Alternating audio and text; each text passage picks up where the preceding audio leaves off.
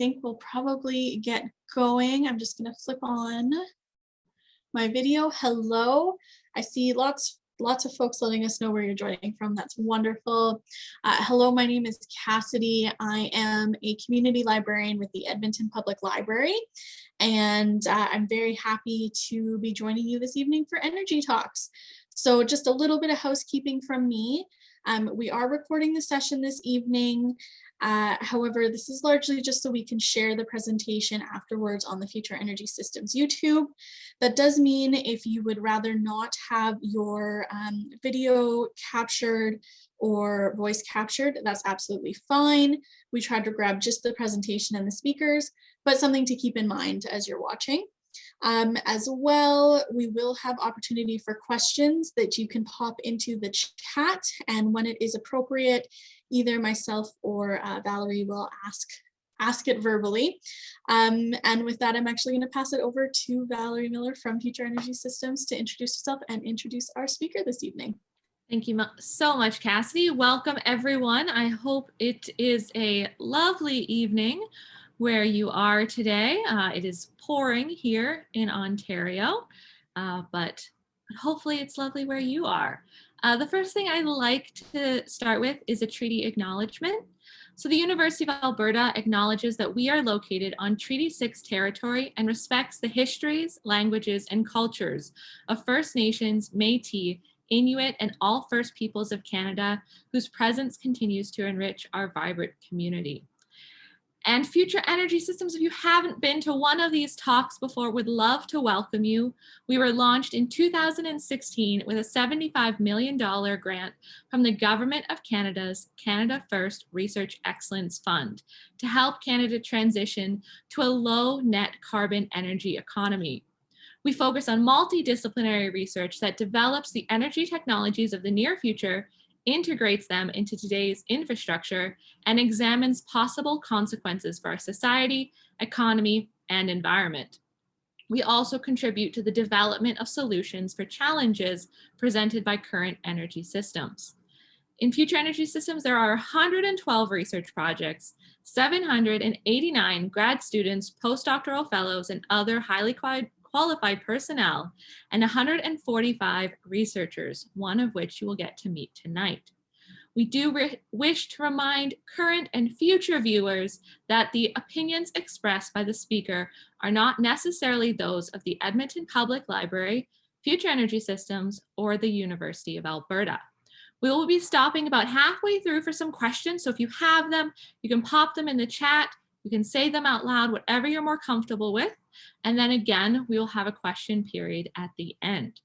So let's jump right into it. I am honored to introduce John Parkins. John is a professor of sociology in the Department of Resource Economics and Environmental Sociology at the University of Alberta. His current research and teaching examines the social context of resource development, renewable and community energy, public deliberation, and environmental politics, and sustainable agriculture in Alberta. Recent publications examine case studies of community energy in Western Canada, barriers and opportunities for wind power development in Alberta, and the social context of public engagement in the Canadian forest sector. Thank you so much for joining us tonight, John, and I'm going to pass it off to you. Thanks, Valerie, and also thanks, Cassidy, for the introductions this evening. And it's really great to be here. I really appreciate the opportunity to share with all of you some research that our team has been working on over the last couple of years. And as I get started here, I'm going to share my screen. So give me 1 second. So you should be able to see that. And I'm just going to open it up. And as I begin here, I just want to acknowledge that I'm working with a very large group of both colleagues, fellow professors, as well as students, mostly graduate students on this research. And I need to acknowledge that it's not just my work here, but it's the work of many other people who are contributing to these projects, including Sonik Patel, Monique Holowak, Sven Anders, Alexandra Fanesiavia, and a number of others who were instrumental in bringing this work together. So it's a big team, and really appreciate everyone's contributions. So tonight I want to talk about wind power development in Alberta, and I want to share with you a couple of different studies, which I'll describe briefly in a moment. But before I get to the research itself, I thought I would try to set a context for us, a background to this research and what we're doing. And so the first thing we need to talk about is the general sort of electricity profile of the province of Alberta. And so what I've provided here is the current energy profile. It's from 2018, so it's a couple years old, but it's still fairly accurate. And it really shows you where electricity is produced, what sources electricity come from within the province. And so the question is, when you turn your lights on at home, where does that electricity come from? And so we can see here that for the most part, that electricity comes from fossil fuel sources, natural gas, coal and coke sources in particular, which are the blue parts of this pie chart. So, renewables in this portfolio are very small. You can see a small sliver of wind. About 6% of our electricity was generated by wind in 2018. We have more capacity for wind now, but wind generation still remains a relatively small portion of the total electricity production in the province. And we can see other sources of renewable energy, such as solar, hydro, or biomass, geothermal being even smaller portions of that pie. So we can see here that we don't get a lot of our electricity from renewable energy within the province. In contrast, we can see from these diagrams that there's an incredible amount of potential for renewable energy development within the province.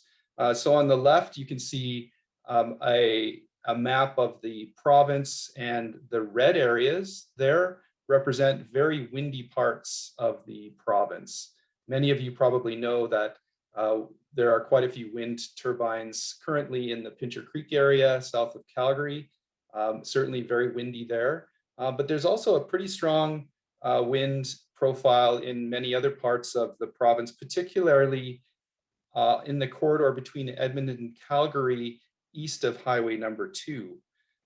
So, we don't have a lot of wind turbines within the province, but we certainly do have a lot of potential for wind turbines. For example, in Germany, if we looked at their similar map of wind potential in Germany, the wind potential map, or the wind resource in Germany, is not nearly as good as it is in Alberta. Yet in Germany, there are more than 28,000 turbines within the country. And so really there's tons of potential for wind power development within this province. Similarly, there's a lot of potential for geothermal development, particularly along the eastern slopes, the Rocky Mountain area. And then you can also see a lot of potential for solar power development as well, particularly in the southern part of the province in that diagram on the lower right side. So tonight we're really talking about wind power, but we could have similar conversations about other renewable energy sources as well. So we don't have a lot of renewable energy on our electricity profile yet. We don't generate a lot from renewable sources, but there's certainly a lot of potential for this to happen. Now I've got we've developed a map, and there's a link there at the bottom. And maybe I can ask Valerie if she could share that link in the chat. So if you want to, during the talk, you can click on the link and then look at the map yourself. But we've developed a map of the whole country of Canada. And it's a map of renewable energy projects that are above 1 megawatt in size. And you can see here that a number of them are related to hydroelectricity. In the teal color, the green color is wind. And so the triangles actually represent proposed projects. So you can see quite a few existing circles, which are the existing wind projects, particularly around the Pincher Creek region, but you can also see a number of proposed projects that are either underway or not yet developed. And so we can see there's potential. There are a number of projects proposed, but not very many wind power projects that have developed yet, not at this time. So one of the big questions that we're looking at within this research more generally is, how can we enhance or increase the pace of energy transition within the province? How can we use our research to try and find ways of moving ahead in energy transition in one way or another? So part of the context and the background to what we're talking about here also is a sense of concern or resistance to wind power that we can see across the province. And so I'm going to talk about some of that resistance to wind power in the research we're doing, but it's also reflected in some media sources. So on the left, there's an article here, Alberta communities concerned about wind farms. And then on the right, another one, wind power losing love in southern Alberta. And at the bottom there, you can see it indicates there was a survey in 2006 in the municipality of Pincher Creek, where there are a lot of turbines, and 90% of people were in favor of wind development in 2006. And that has dropped to 54% who are in favor of wind power development in 2017. So we can see that there are concerns, there is resistance. And one of the things we're interested in here is trying to understand where that resistance comes from. So with that background, what I want to do is give you a bit of an outline for what I'm planning to do this evening, where we're headed over the next little while together, and what you can expect from this talk. So what I'm trying to do at this point is to just kind of give you a sense of where we're at with renewables right now. It's in some ways a new resource, a resource that remains untapped. But this resource also comes with very similar challenges to the older resources, the fossil fuel resources that we are more familiar with within the province. And I think those challenges can be related to just a simple idea that we're always interested in connecting these energy developments to things that matter, right? And for a lot of people in Alberta, that means employment, livelihoods, community development, making a living where we are within the province. And so we have the potential here to develop renewable energy resources differently than traditional fossil fuel resources. But if we're not careful, we may just kind of repeat some of the same challenges that we've had with fossil energy resources over the last several decades. And we could characterize fossil energy resources as being quite large scale, centralized, capital intensive, often owned by foreign ownership, with sometimes limited local benefits, especially if there's not a lot of employment opportunities. And the question here would be, does it have to be the same way with renewable energy? Or could we develop renewable energy in a way that's different from the way fossil energy has been developed thus far? And maybe renewable energy does give us some opportunities for doing things differently, partly because renewable energy is scalable in a way that fossil fuel development is not. For example, you can build one wind turbine, or you can build 30 wind turbines. You can put up one solar panel, or you can put up hundreds of solar panels. And so there's a scalability. And in that sense, it's also potentially decentralized. You can put renewable energy in many places across the landscape. So it's a kind of distributed energy resource. And in that sense, maybe it can also be owned or controlled, or can be developed in ways that are different from the way it has done, the way that fossil energy has been done up to this point in time. I also want to talk about a couple of concepts or motivating ideas. So, we're from the university, we're doing academic research, and we're often interested in theory or frameworks or concepts. So I just want to talk to you about a couple of those tonight that are motivating for our work. And that relates to the idea of community energy and a couple of thoughts around environmentalism. And then I'm going to present to you a couple of studies. One of them is in-depth interviews with landowners around sources of conflict or sources of resistance. And then the second study I want to talk about is from a landowner survey, and trying to get at some solutions or ideas for how we can move past this resistance or move past some of this conflict into an enhanced sense of renewable energy development within the province. So let me start with some concepts. So this is a diagram that's taken from some research that was published in 2008, and it tries to understand the idea of community energy, or what does community energy mean? And I won't spend a lot of time on this diagram, but there's basically sort of two components to it. One of them is this sort of horizontal line, which is about, on one end, like private ownership, right? Distant and private ownership. And on the other end, you've got local or collective ownership structures. And then you have this vertical axis, which is on the top, very participatory, and on the bottom, very closed and institutional.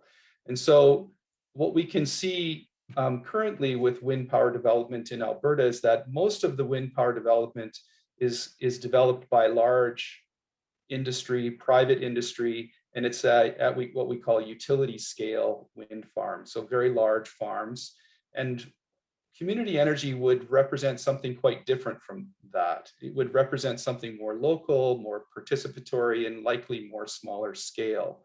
And so these are one of the ideas around community energy is one of the motivating concepts for the work that we're currently doing. Some examples of these contrasting sizes of wind farms.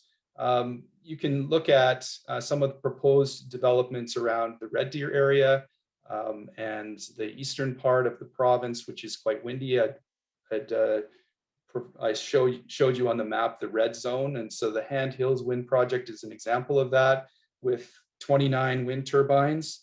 And in contrast, a more community scale wind project would be something like Box Springs Wind Farms, which is associated with Medicine Hat, Alberta, with, I think it's got 3 wind turbines, and it's a private-public partnership with the municipality of Medicine Hat. So these are examples of 2 very contrasting types of wind power projects. And for the most part, almost entirely, wind power currently is developed at the utility scale, so very large scale farms with dozens of turbines under development. And so we'll talk more about that as we go through this presentation. Another kind of organizing idea or concept has to do with justice. And so you may have heard the phrase just transition, and that often relates to workers in the energy sector. You know, how do we develop a transition or undertake a transition in the energy sector that is fair, that is just for the workers, for the people involved, and so on. And so we think about a just transition in terms of 2 components, one of them being kind of distributive, the fairness of the distribution of benefits, both the burdens and the benefits of energy development. And then the other component being procedures, or the fairness of the process, the inclusion, information sharing, and decision-making. So when we think about transition to renewable energy, this idea of a just transition is also something that our group thinks about quite a bit. So let me just move into this first study. And so the first study is looking very specifically at sources of conflict with wind power development. And this study is what we call a qualitative research study. It involved 36 individuals, 21 landowners, 11 community and government representatives, 2 industry representatives. And these interviews were very in-depth. They often took an hour or more to complete, and they addressed wide-ranging issues that I'm going to describe in a few minutes. One of the motivating ideas behind this research, the inspiration behind some of this research, is taken from a sociologist named Arlie Huschild. And she developed or coined this idea of the deep story. And in her words, she says a deep story is an expression of the hopes and fears and pride, shame, resentment, and anxiety that can be expressed within a narrative or a story that people tell us. It's a grounded and sympathetic approach to grasp what people perceive as at stake. And so here we're not trying to understand where people are right or wrong in what they tell us. We're actually just trying to understand where they're coming from. You know, what's the deep story, or what's the particular issue or insight that we can get from learning and listening to what people are telling us. Another way that Hochschild describes this idea of a deep story is that it's not about the rightness or wrongness of a story, but about how the story feels. And so that's the kind of the motivation behind this work, is try to really understand and respect the concerns that landowners might have around the development of these turbines. So the next few slides I'm going to show you are slides of the research that we've done, illustrating what these research participants have told us about their feelings and their concerns with regard to wind power. And I'm going to show you some direct quotes. And so these are quotes that come directly from the research participants. And they are examples. You know, they're kind of a clear example of a main theme or an insight that we heard from many of the people we talked to in this study. So let's get into it. I'll show you some of these insights now. So the first one was about the idea of newness and change. So one person said, I think people are just more comfortable with oil and gas industry because it has been around for so many years, even though, I mean, oil and gas isn't clean either, right? So you have this sort of contrast between the pump jack on the landscape and the wind turbine on the landscape. And here, you know, people just kind of feel like wind turbines are out of place on the landscape. They're just new. And because they're new, we're just not comfortable with them. We just don't understand them in the same way that we might understand pump jacks and pipelines. So that's one theme, you know, one source of resistance. Another theme has to do with relationships, or what we describe in this work as kind of neighborliness or neighboring, and the impact that these wind farms can have on neighbors. And so one person said, it's divided us. We've got probably 3 farmers who won't talk to us because we signed up with them. And in this sentence, them is the wind farm, right? So if them 3 farmers would get over what's happening, yeah, it wouldn't be so bad. And so what you have when you develop these wind turbines is you have some farmers who sign up to the wind farm, right, who agree to have turbines on their land, and you have other farmers who refuse to do it. And that difference between farmers who often sort of live next to each other on the landscape can create serious tensions, can create, has an impact on relationships and communities. So that's another key insight from our work. A third one has to do with livelihoods. So this quote, the person said, there's a belief that you can not support coal and wind.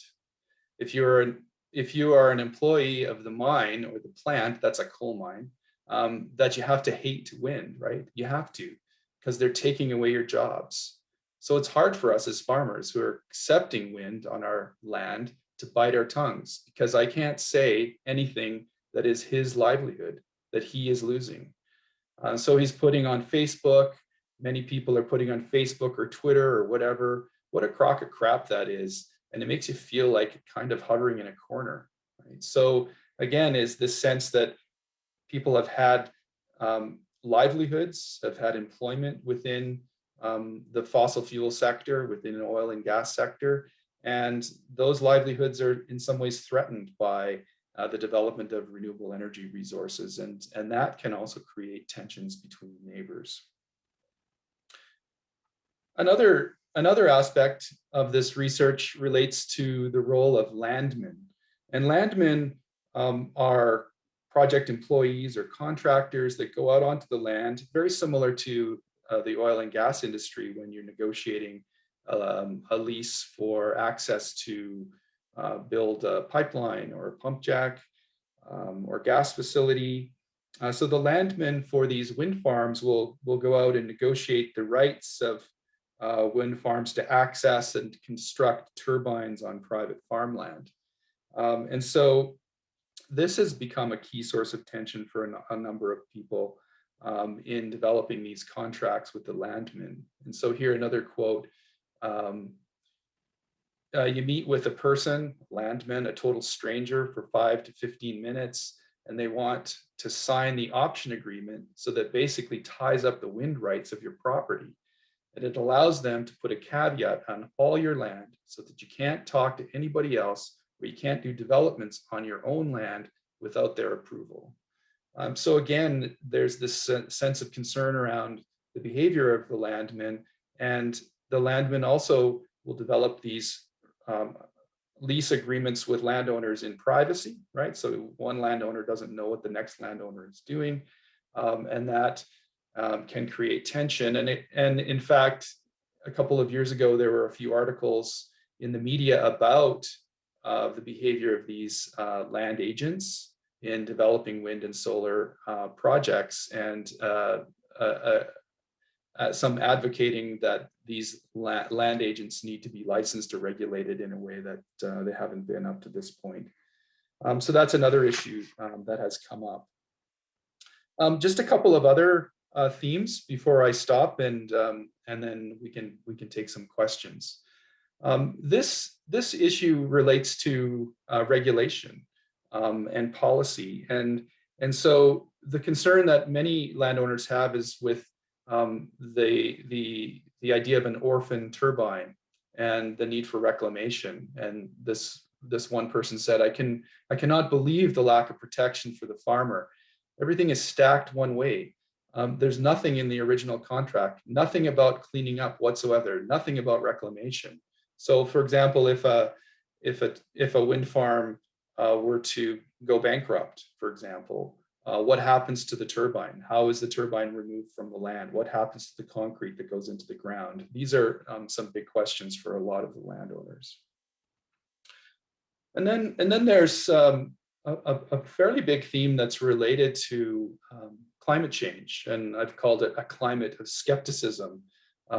Some would call it climate denial. There's other terms for it. And here's a quote from one of the respondents who says, there's a guy named Tim Ball. Tim Ball is one of a famous climate skeptic. He's from the Friends of Science. And I mean, he can shoot holes in this green energy movement. I mean, it's just foolish. And that's what most rural Albertans, we have people that have been, well, kids that have been brainwashed here too, but not to the extent that they are in Edmonton.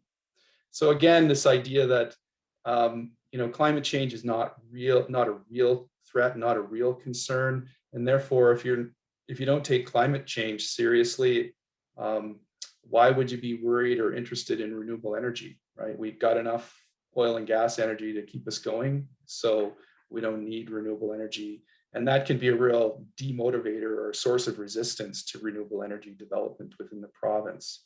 Some of you may not know about the Friends of Science, but if you've driven on the roads in Calgary or Edmonton, you've probably seen the signs, right? So the sign on the left, the sun is the main driver of climate change, not you, not CO2. Again, on the right, politicians can't stop climate change. So, here, one of the main arguments that the Friends of Science makes is that humans are not causing climate change, it's sunspot activity, so they're questioning the source of the problem and therefore the solution, right? So this is another sort of influential voice within many people we talk to that is certainly kind of affecting people's perceptions and understanding of what the renewable energy landscape should or shouldn't look like. And so lastly, just one more, back to culture and identity, right? So some people say it's cultural, it's part of what we know, it's part of what employs your relatives. I mean, who in Alberta doesn't have a large section of their family that don't work in the oil and gas industry, right? So there's a sense that, Alberta is oil and gas, and it's very hard to kind of change that culture, that tradition. And renewable energy just doesn't feel like it fits into that landscape, at least not yet. So what have we learned from this study? What have we learned about resistance to wind power? So one way we can describe this is thinking about anti-environmentalism or against environmentalism. And so in some ways, there is a kind of an anti-environmentalism here. A lot of people we talk to don't like the word environmentalist, don't identify with environmentalism. There's also a sense that government has forced these renewables onto the landscape. And when we were doing this study, it was right during the end of the NDP government within the province. And so there was a sense that these renewable landscapes were also kind of NDP landscapes. There's also a sense of being against the science of climate change, against climate policy to reduce greenhouse gases. So in that way, it's kind of anti-environmentalist. But on the other hand, there is some environmentalist sentiments too, right? So there's a concern for regulation, concern about orphan turbines. There's also a sense of sort of farm level environmentalism. And this is something we've been looking at closely over a number of years, where farmers themselves have a kind of unique sense of what environmentalism means for them and their farm. And so one person said in our interviews, my biggest concern is that they don't wreck the land, right? And so there's kind of, in this sense, a misalignment between kind of mainstream environmentalism, which is concerned with kind of global problems like greenhouse gas emissions, and farm level environmentalism, which is concerned with the local landscape, farming landscape itself. So I hope that from what I've shared so far, you get some sense of what the sources of resistance are from these interviews that we had with landowners, what their concerns are, and why there might be some reluctance to move forward with wind turbines on their landscape. So maybe I'll stop there. I think Valerie is going to provide a bit of guidance on the question and answer here, and so I'll maybe hand it over to her. Absolutely. We've got lots of questions coming in. And as a former land reclamation scientist, a lot of our conversation around land reclamation is still in the oil and gas field, but it's starting to shift to how are we going to reclaim these new renewable energy projects? And it's a big question, and there's still a lot of research to be done there. I'm going to jump right in because we've got lots of questions flying in. Are social factors the main limitations in renewable energy in Alberta? What other limitations exist? Yeah, so we could characterize other factors or limitations being technical, right? So do we have the technical capacity to integrate renewable energy with natural gas and coal for electricity production? Some of it has to do with political issues. For example, is there the right policy environment? Is there a stable political environment to promote renewable energy development in the province? There's also economic issues. Is it financially, feasible? Is it viable to invest in renewables at this time? And each one of them, has its own kind of dimension. There's a sense in which the problem or the issue we're talking about is technical or political or economic. But I would argue that I think one of the biggest sources of concern is a social component. And I'm saying that partly because when I look around at what's happening in other parts of the world, not just in Europe, but even south of the border, you can see renewable energy, wind turbine development rapidly developing, right?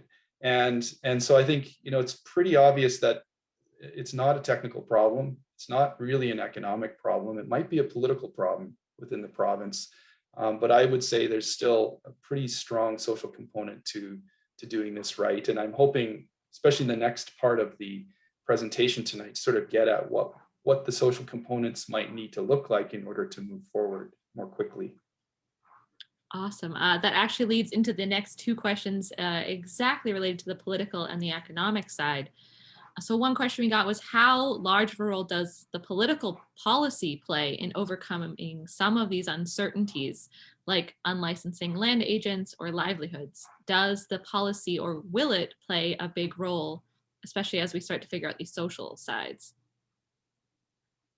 Yeah, I mean, obviously, the political and the policy component is crucial, and we did see that there was some movement during the NDP government to phase in renewable energy projects, and they were effective at doing that. And they also showed us that renewable energy, as it was phased in, was also very competitive within our system. So the economics were there.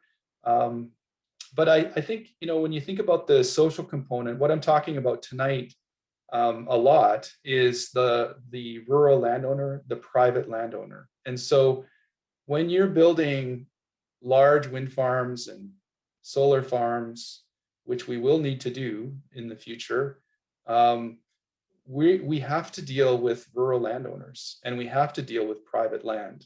And so in a way, we do need to really try to understand where private landowners are coming from, try to appreciate what their concerns are, and try to address them. And so in saying that, I think all of that is kind of within the social realm. It's trying to understand the attitudes and perspectives of the people who own the land where this infrastructure is going to be located in the future. Absolutely. Having compassion for people whose opinions might not be the exact same as your own. And related to kind of the economic side, Nilakshi is wondering if monetary gains can potentially be made with wind turbines that could trump the climate or political beliefs. Is it possible that money will overcome the climate concerns, the political beliefs?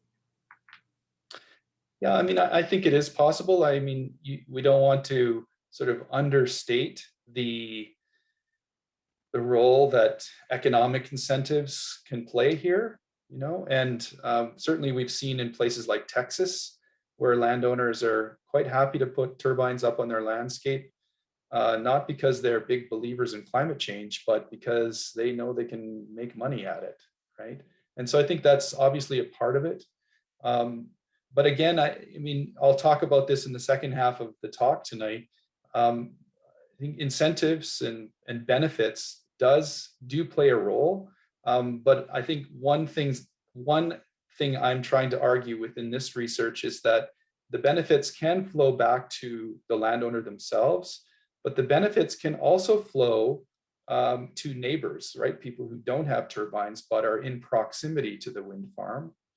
And the benefits can also flow to communities. And those benefits can come through, for example, equity ownership or cooperatives that can participate in the development of these projects in the future. And so, yes, there will always be a role for large scale, sort of utility scale wind and solar in the province.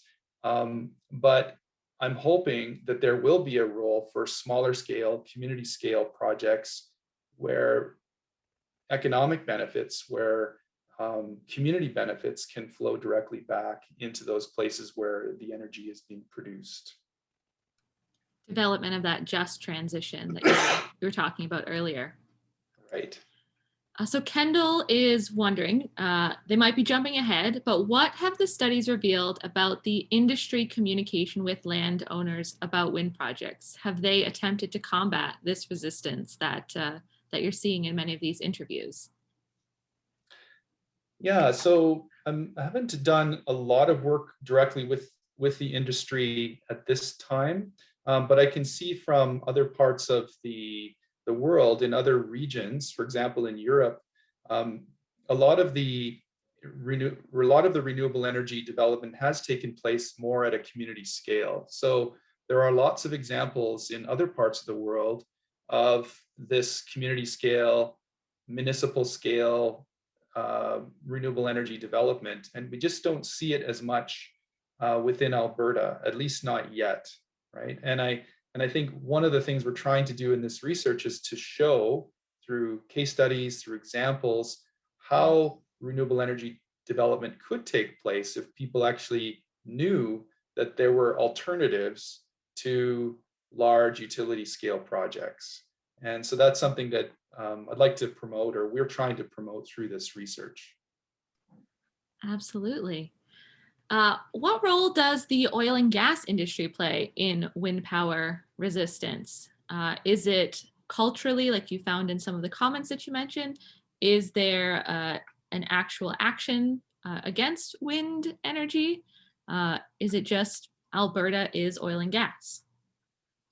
Yeah, interesting question is like what happens, or what's the role of oil and gas? Another way of expressing that, we often refer to oil and gas as the incumbent, right? The sort of the existing sources of electricity production.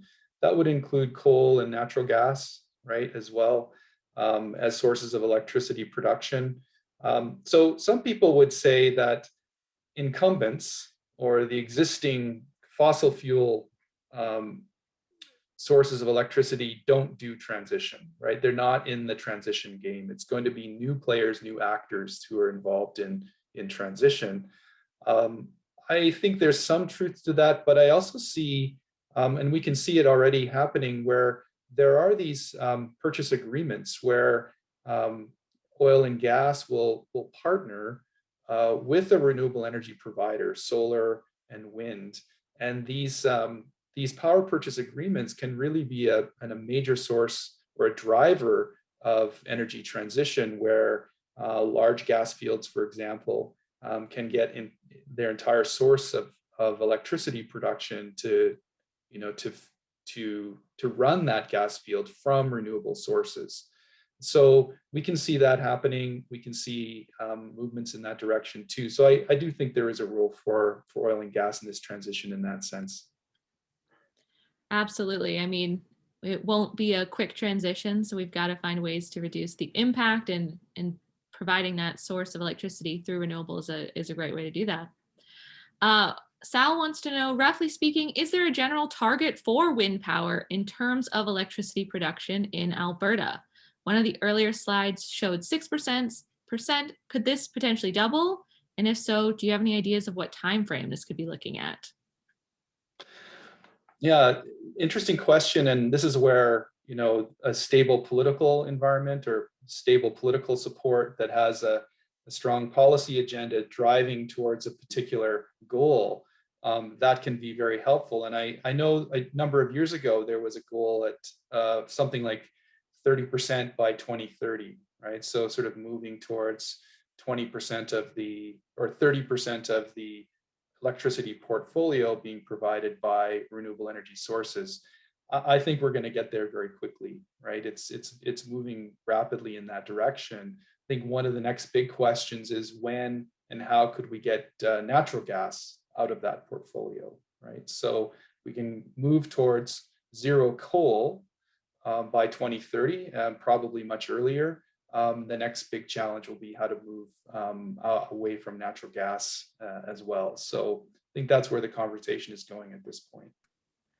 And there's so many questions to deal with when we're talking about a more focused renewable energy portfolio of energy storage and dealing with the intermittency. So there's a lot of questions still to answer. Right. So this will be our last question for now. There's been amazing interaction in the chat. Thank you, everyone. From Paul, Texas and Alberta have always been linked to oil and gas. However, Texas has made large investments in wind farms. Why are we so different here in Alberta? Is there a social difference? Yeah, that's $1 million question. Why are we so different here in Alberta? Yeah, I think, I'm not too sure if part of the story has to do with just the culture, different cultural dimensions, where we are similar to Texas in some ways, but not entirely. I think it may also have something to do with, the system there that has created incentives for landowners that just don't exist here yet. And so I think, that's something we should look into in more detail. It's a good question. Wonderful. Thank you, John, for your amazing answers. Thank you, everyone, for your questions. We will have more time at the end, so keep popping them in the chat, and I will hand it back to you. All right, thanks. So this next study is focused more on solutions and looking at opportunities for wind power. And so the first study I talked to you about was more qualitative in nature with a smaller group of research participants. This second study is larger scale with 401 survey participants, and it's focused specifically on the landowner. So it's quite a specialized survey where we asked questions, recruited and asked questions of large-scale landowners within the province of Alberta. So these are people who are in a position to host wind turbines on their land, right? So it's a very unique population of survey participants in this case. And so we were focused on questions around, how do we develop wind power in a way that would be acceptable to you, right? How do we do that? We also wanted to understand their general thoughts and concerns about wind development and energy development within the province. And so we focused on issues around ownership, like who owns the technology, is it a private owner or is it a municipal owner, location of the turbine, different kinds of compensation, and then a lot of questions around how to be involved, their inclusion within the development of wind power projects, their ability to influence and access information, and so on. So that was the nature of the study. This slide shows you where our participants came from. And I think the most important point here is that we got quite a good distribution of farms across the province, including up into the Peace region. But we got the majority of the respondents directly where future wind projects are likely to be located, and that is between Edmonton and Calgary and east of Highway number 2. So these again are the landowners. These are the people who are in a position to say yes or no to future wind power projects. So the next few slides I'm going to show you just give you a sense of who these people are, what they think in terms of energy and wind power development within the province. And so I'm going to show you some numbers, also some pie charts like this, and hopefully there won't be too many numbers, and where you do see numbers, I'll try to explain what they mean as much as possible. So I have to apologize that it's a little bit number heavy, but it's not too bad, I hope, and hopefully you can follow through these next few slides. So this slide basically shows you that the vast majority of our respondents consider Alberta energy sector to be a very or extremely important thing, right? So they're all obviously deeply engaged and interested in the energy sector within the province. Here, this slide shows you the presence of energy infrastructure on their farm, right? So this is the number of people or the percentage of people who have, for example, wind turbines presently on their farm. And so in this case, out of 401 people who participated in the survey, about 10 of our respondents had wind turbines on their farm. You can see 51 had solar panels, and a large number, a majority of these participants had oil and gas infrastructure on their land. And then asking, how likely are you to install renewable energy infrastructure if not present already? And so here you can see that I've circled two numbers. 34% said that they're unlikely, and 24% said that they're very unlikely. So again, we get a majority of the participants in this survey who's saying they're quite unlikely to put renewable energy infrastructure on their land. And so, if you're interested or concerned with energy transition within the province, these numbers might be concerning, right? Why is it that people who are in a position to have renewable energy infrastructure on their land are so reluctant to do that? This one is about, these numbers are about exposure, kind of familiarity with wind infrastructure. And you can see that 18% of the survey participants have been approached by a wind developer. So back to the earlier slides about the land agents or the landmen. So 18% of these people have been approached by the landmen. You can see about 22% have some close familiarity with wind farms. They're wind farms that are nearby or that they hear or see wind turbines often, so around 20% in that category. But again, we got about 80% who don't, right? So 80% are really quite not very familiar, don't see wind farms very frequently on the landscape. Here, looking at the level of concern for wind farms and the impacts. So just looking at the figure here, you can see the green part represents very little concern, and then the yellow is somewhat concerned, and the red is very concerned. And so going from top to bottom, looking at this figure, you can see that the fairness of compensation systems is a pretty big concern. The effect on property values, visual impacts, and the fairness of the development itself is also a pretty big concern. You can kind of go down the list. The least amount of concern in this list is related to electricity prices. So not too concerned about future electricity prices, but certainly concerned about fairness. And that's the one thing I wanted to point out in this slide, is that many of these things we may not be able to change. For example, visual impacts, they are what they are with wind turbines. Maybe you could change the color, paint them different colors, but I don't think I've ever seen a turbine that looks anything but white on the Alberta landscape. And so, the one thing that you could change or potentially change here with regard to concern is the fairness concerns, right? Fairness of compensation and fairness of the development process. Those are things that are likely areas that we could look at. We could think differently, we could design differently, and we could potentially make things more fair, right? And in that sense, maybe reduce the level of concern that farmers have, that landowners have for the development of wind turbines. This next slide is not from the survey of the 401 landowners in Alberta. This is a national survey. So I'm showing you this national survey data because I want to compare the results of the national survey data with the Alberta landowner survey. And so here's a list of energy sources in Canada. You can see that the blue is strong support for those sources, and the orange and red is opposition to those sources.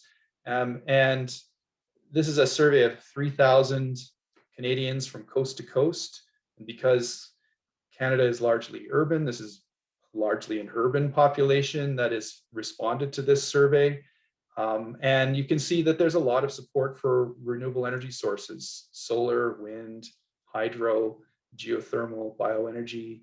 These are all at the top of the list. And then as you go down to the bottom of the list, you can see coal, right? So this is probably not surprising. If you're from an urban area in Canada, this could be, how you would rank these energy sources as well. So this is what Canadians think with regard to these different kinds of energy sources. And just try to remember what this looks like. And then in the next slide, this is the data from the Rural Alberta Landowner Survey. Same questions, but quite different results. And so here with these Alberta respondents, you've got natural gas and oil at the top of the list, the most supported. And then as you go down, you can see solar is kind of in the middle of the pack. And then close to the bottom, you can see wind, right? So with the general public in Canada, wind is close to the top. With these rural landowners, wind is closer to the bottom. So from a relative perspective, relative to these other kinds of energy sources, you can see wind is not nearly as popular as many other sources of energy from these landowner perspectives. So I think, again, this sort of tells us that, wind, it does have some challenges. There's some serious concerns that landowners have with wind power development in particular. And we do need to really kind of think hard about how to address these challenges if we're really serious about energy transition within the province. And so this leads me to kind of the final section of my presentation, where I want to talk to you about one aspect of the survey. And this aspect of the survey is what we call an experiment, a survey experiment, or a factorial survey experiment. And it's designed into the survey itself. So it's an experiment within the questionnaire. And we do this by giving respondents, every person who participates in the survey, all 401 participants, got a slightly different questionnaire, right? So we change the experiment, right? We change something very small, some information for each person in a way that allows us to experiment with that change and to see how that affects people's preferences. So this is an experiment that we did, helps us to learn about what the landowners would prefer if they had a choice with regard to wind power development. And the experiment looks like this. So this is a vignette, right? So this is a hypothetical future wind power development within a particular area, right? Close to somebody's home, right? So the research participant would read this, right? So if we read it together, it says, there's an opportunity for your municipality to develop a wind farm on the other side of the county. For projects like this, other residents nearby will receive some compensation based on their proximity to the turbines, and then you can sort of see the rest of the scenario there. So that scenario is presented to the participant, and then they're invited to rate that scenario from a scale of -5 to +5, from completely unacceptable to completely acceptable. And so each participant receives 6 of these scenarios, and in each scenario, it's slightly different. There's slightly different information in each scenario that leads us to some conclusions around what these landowners would prefer with regard to how wind farms are developed in the region. Okay, so this scenario then led us to some conclusions. And so what I'm going to do here is show you the conclusions based on an analysis of the experiment. This would be referred to as a kind of ideal wind farm or an ideal design for a wind power project. And so this ideal scenario includes these elements of it, right? So there's an opportunity for a local cooperative to develop a wind farm on the other side of your county, right? So that first statement, a local cooperative. Some of the other options that these landowners had with regard to the development included a private company to develop the wind farm or a municipality to develop the wind farm. But in this case, what we found is the most preferred option from these farmers was a local cooperative, right? So that gives us a little bit of insight into what the preferences are for these particular landowners with regard to an ideal type of a wind farm in their region. I won't go into the other details too much, but you can see that some of the other examples, for example, at the end of this vignette, it says detailed financial reports, including compensation rates, will be available to some. So compensation is not entirely private in this case. The landowners would like to know what the compensation is for other people in the region, right? So they can understand what would be more fair for them as well when they negotiate with the project proponent. So this again gives us some insight into what the preferences are for the landowners in this survey. Okay, let me finish up with a couple of concluding thoughts. One of the things that we are trying to do in this study is, of course, we're publishing our research in academic journals, but we're also trying to get information out to the community through presentations like this. We're doing more of these in the weeks and months ahead. We're also developing a series of infographics, and these infographics try to tell a story through pictures, as well as a few words that really emphasize the key insights or the ideas that we are learning from our research. So this is one example of one part of an infographic that we developed, where we talk about an emphasis on the need for fairness in compensation payments for farmers. So the graphic here shows, with the turbines on one person's land, they get all the money, right? Whereas the person on the other side of the fence, has the impact, the visual impact on that landscape, and maybe very close to those turbines, but really get no compensation, right? So the question is, will this affect my property values? What are the visual impacts? Is there potential for a fair level of compensation for everyone, landowners in that region? So that's one consideration. As I've mentioned already, there's an emphasis on the potential for cooperative ownership options. And here, the idea of a cooperative is quite familiar for a lot of rural landowners. So for example, a lot of agricultural production is done through cooperatives for grain handling, or commodity transportation is done through cooperatives. But also historically, electricity transmission in rural areas was also done through cooperatives. So rural electrification associations, or REAs, have existed for decades, and that's how rural areas in Alberta were electrified initially. And so a lot of landowners are quite familiar with the distribution of electricity through cooperatives. And so it's not too much of a stretch to imagine that the production of electricity could also be done through cooperatives. And so that's one thing that we discovered through the research we did in this project. And then lastly, there's an emphasis on local benefits, right? So not only benefits to the farmer themselves or to the landowner, but research participants who believed that the wind farm would be a good thing for the county's local economy were 3 times more likely to support wind power development.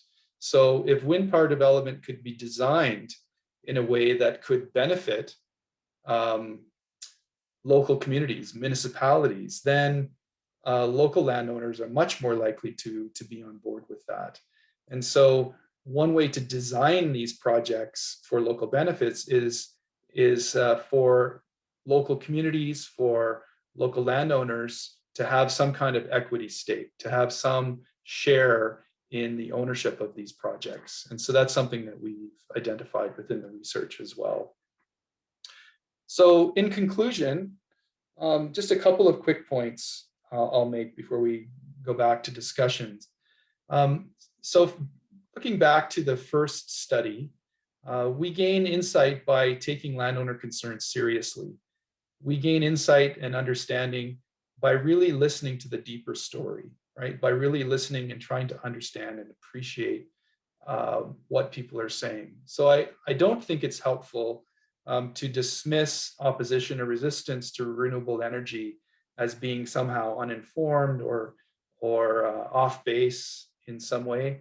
I think we do need to take these concerns seriously and really try to understand where people are coming from, and then try to design renewable energy projects in ways that seek to overcome these concerns, right? Looking at the second part of the study, we learned that local acceptance of wind power is about technical and financial considerations for sure, right? So we need to know that bringing more renewables on can be handled by the grid, that there's connectivity that makes sense, financial considerations, economic concerns, but also the design of local projects are really important. And when I talk about design, when I think about design, I think about who benefits and who decides, right? So if it's a private large-scale utility, for the most part, it's the private large-scale utility that decides, and the benefits flow primarily to those shareholders, right? So that's one model, the utility scale model. But I think it's quite clear when you look around the world and when you even look at the results of our own research and the experiment we did, that landowners are interested in other kinds of designs, other ways of building these projects, and potentially having projects that lead to more local benefits, not just for the landowner, but for the broader community that people live in. So I think these are a couple of concluding thoughts. And with the time I have left, maybe I'll invite Valerie to put into the chat some links to some of the research projects that we're working on and pages that are available for people through the internet that will give you access to these references that I'm providing here, the reports that I've referenced within the presentation this evening. And I think that's about it from me. And I thank you for your time and your attention. And I look forward to more conversations as we finish up the evening tonight. Wonderful. Thank you so much, John. You can't see anybody else, so I will wildly clap. I'm sure everyone else is wildly clapping at home. We've had so many more questions pop into the chat as you were talking, so we'll get to as many as we can. First thing that I want to touch on is as a science communicator, connecting to your community is such an important tool to improve our energy literacy and really build those connections. And you're starting to do that with those infographics. Do you have plans to try and connect with communities in other ways beyond infographics? Yeah, like as I said, we're going to be giving more talks like this later. I think in May, giving a presentation with a grad student, Sonic Patel, who I think is on the meeting this evening. We're going to be giving a presentation directly to municipal leaders within the province, where we're going to be presenting some of this information in the context of what municipalities can do in a post-pandemic world that can facilitate or enhance economic development in their municipalities. And obviously renewable energy is one of those opportunities for municipalities. And municipalities can then kind of think through what it might look like to have equity ownership, to have an equity stake in renewable energy projects as they're developed within the province. Wonderful. Have you found in your conversations with participants that COVID has had any impact on opinions at all with how they're getting their energy, anything with COVID? You know, I don't know, because we haven't done very much research during this COVID period. We need to get out there and find out that information. So if other people have done some research, I'd really be interested to learn more. But yeah, good question, but I don't have an answer to that one. Okay. Anyone in the calls doing research, let us know in the chat and we'll connect. So one of the questions we got is the public resistance to wind power mirrored towards other forms of renewable energy as well, like geothermal and solar? If so, is it because of the same reasons, cultural, aesthetic, or different reasons that you found? Well, yeah, so the different technologies sort of come with different challenges and opportunities. I mean, wind power is unique in some ways because it's such a significant visual impact, right? So large vertical towers have visual impacts, and yet, you know, you can still develop agricultural fields underneath those turbines, right? So you have turbines on fields that are producing commodities, right? In contrast, if you're developing a large solar farm, you know, that farm will cover a lot of land in ways that wind turbines will not. But I think when we look at wind, it is a bit more of a lightning rod for public opposition than other technologies to this point. We can certainly see that in Canada. For example, in Ontario, Ontario had a really tough time with their wind power development a decade or so ago. And so if people are looking for reasons to not like wind very much, they can easily find information in Ontario to support their claims and concerns. I would argue that the context of wind power in Ontario is quite different than in Alberta up to this point. But we still have that history of sort of very negative experiences with wind in Ontario, and that kind of can translate into Alberta. I'm aging myself here, but I remember driving back to undergrad in Peterborough in Ontario, and along the drive there'd be signs against wind power the whole way there. Right. So it's definitely across the province here in Ontario. And I think, another part of that issue is that, we are seeing a bit more solar and wind on the landscape, but other technologies like geothermal, although there's a lot of potential, it really just doesn't exist yet in any meaningful sense. And so people can be in support of geothermal without really knowing what it looks like on the landscape and what the impacts are at this point. So I think that's another consideration as well. Absolutely. So the next question we got was, are the economic benefits to landowners similar for wind projects as they are for oil and gas, compensated for the land disturbance? This person is asking in the context of the research results favoring oil and gas over those renewable projects that you showed. Right. Yeah. So that's an important question, and it's one that I get fairly often. The challenge in answering that question is that these lease agreements with private landowners are private. And so it's actually quite hard to identify, what kind of compensation landowners are getting for oil and gas leases relative to wind. But what I've heard from utility companies and others is that the compensation levels are fairly similar across these technologies. So what you get for an oil and gas facility on your land is fairly similar to what you would get from a wind farm facility. So yet there's still variation, like one landowner will get a different amount than another, right? And there's variation between wind farms as well. So so I think the answer is kind of tricky to get to very concretely or specifically, but I think it's fair to say that the compensation rates are quite similar. Okay. I guess there's other parts to that compensation when you're relating back to the reclaiming of the land after. We know what the rules are with a well pad and what has to be done, but there's still so many questions for these renewable energy projects. Right. And I think, what I've heard when we were in Pincher Creek a few years ago and talking to the operators of the turbines in the Pincher Creek area, a number of these turbines in Pincher Creek have been in operation for more than 20 years. There has to be a kind of renewal or an updating of the technology.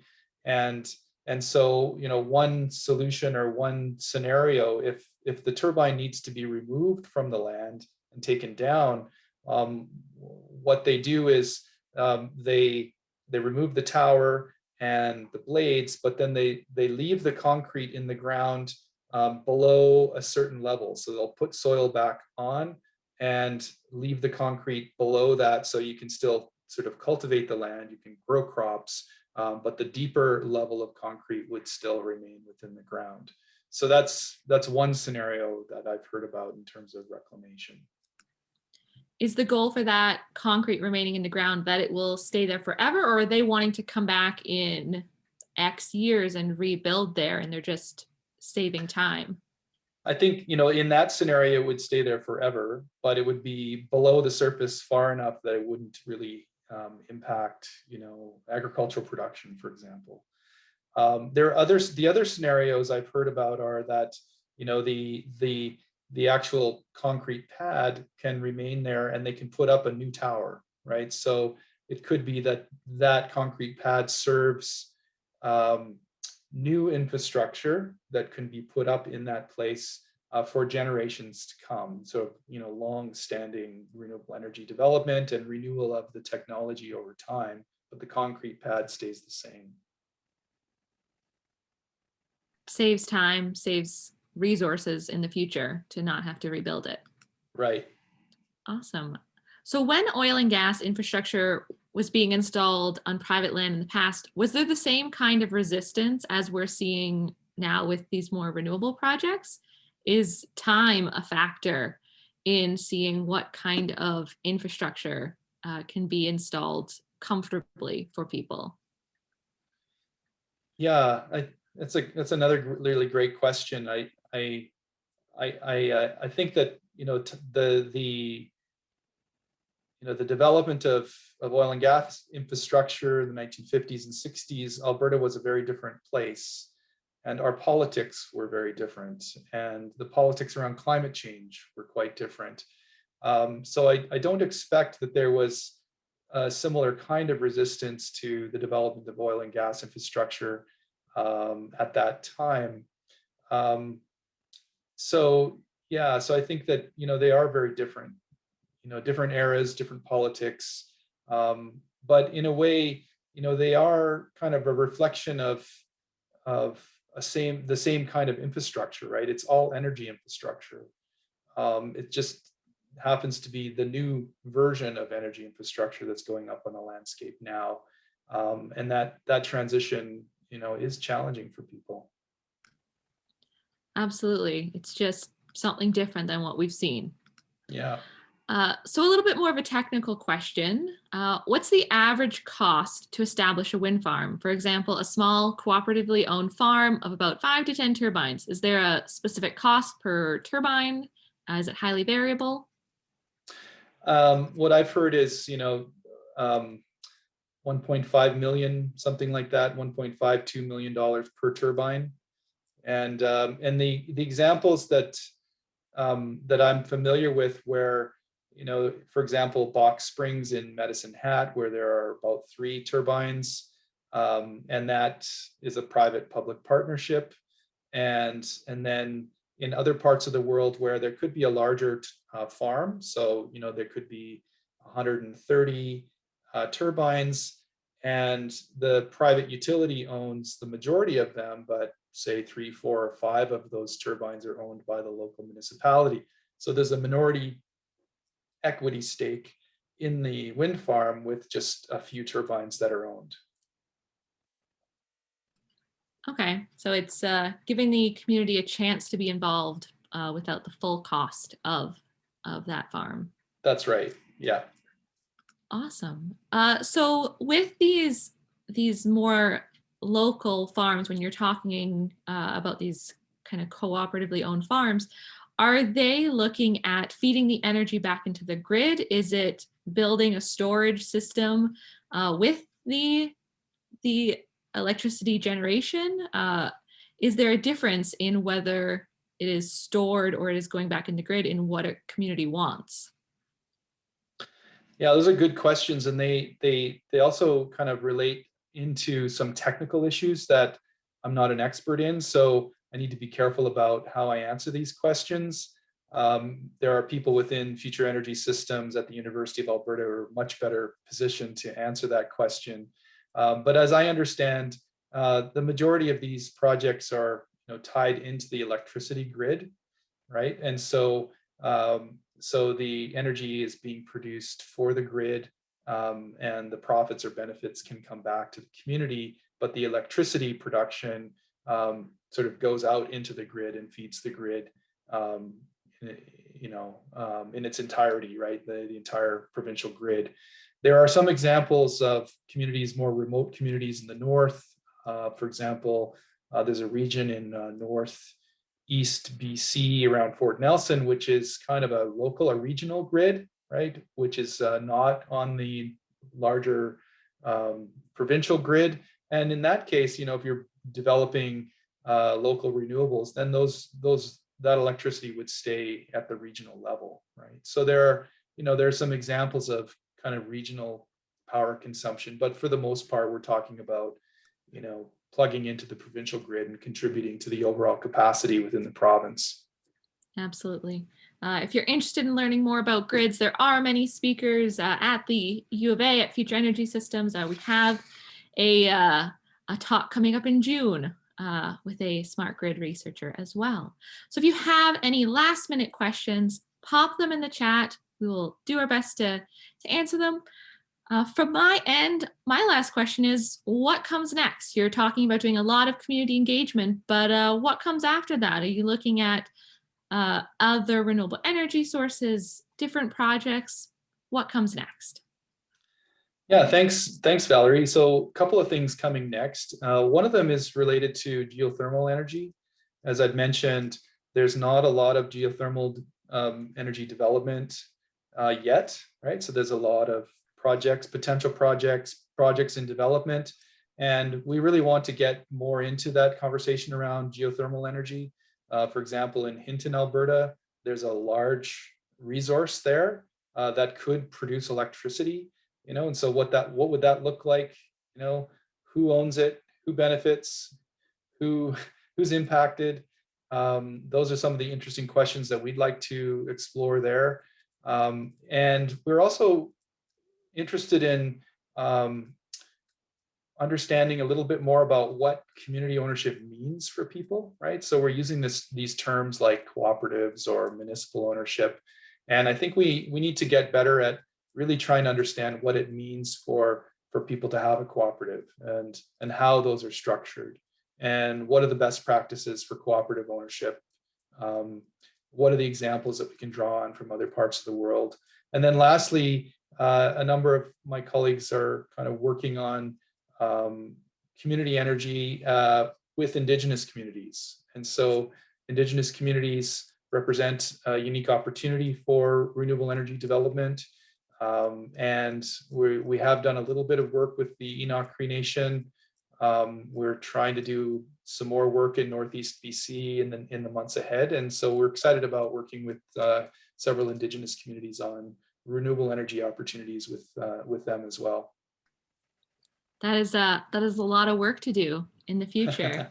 I love the idea of kind of creating those best practice guides. Sometimes it can just be so overwhelming to say, I want to do a community energy project, but then it's like, what comes next? What do I do? So I love that idea of kind of building that base material for people to use.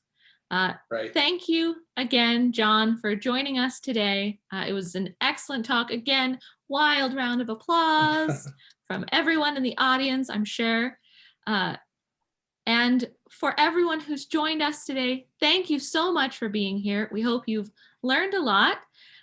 If you are interested in joining for our next energy talk, it is May 26th. Again, same time, not the same link, but generally the same place of the internet. We'll post the link in the chat. It is on Hot Rocks and Radio Waves, exploring Canada's geothermal potential. So that is a great lead-in after John's talk to really get into that geothermal focus. And I'm going to pass it to Cassidy for some last notes from the library.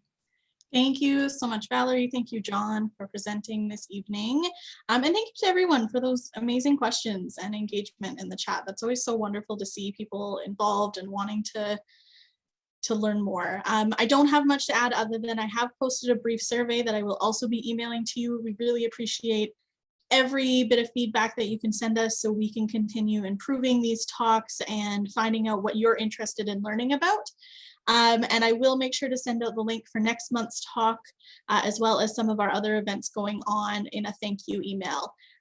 Other than that, I hope everyone has a wonderful evening. Stay safe, and I will hope to see you at a future event. Yes, thank you, everyone. And John, if you'd like to say goodbye to the Zoom space, thank you again. Yeah, thanks, everybody. I know there was a competing hockey game on at the same time, so thanks for hanging in there, and we'll maybe see you around. Wonderful. We'll be on Zoom for a couple minutes. So if you do have a question you didn't get answered, you can stick around. Everyone stay safe, stay healthy. Have a good night.